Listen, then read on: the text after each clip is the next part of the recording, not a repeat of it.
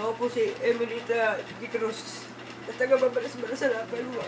Isa po akong tanod. Sa on duty ko po, ako po ay na-aksidente. Ngayon po, 3 linggo na po ako, wala po ang operasyon nangyayari. Pero kailangan na po.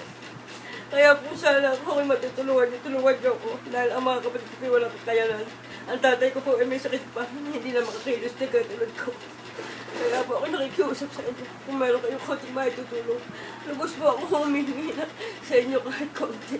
Para makalaas na po ito nararamdaman ko na to. Baka po mabulok pa ako.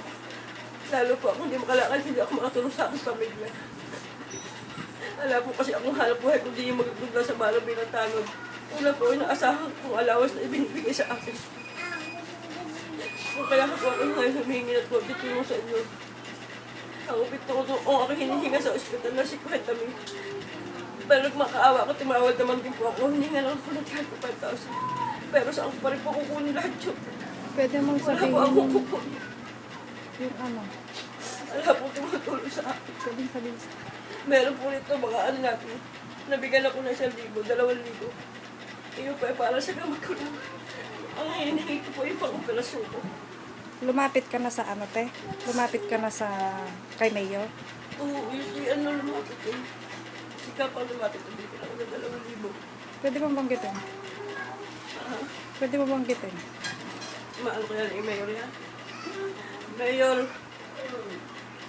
Mayor Goto, Dialago. Ako pero humingi ng tulong sa inyo. Nakapagbigay na po kayo sa akin ng unang aksidente ko. Pero ako po, kailangan ko perahan.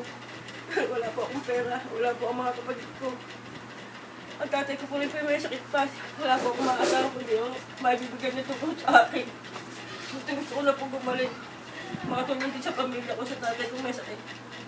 Ay ako maaari po. May po ako sa inyo ng tulong para po ako makalaos na. Kaya gumaling na po ako. Maraming po sa kamay ko.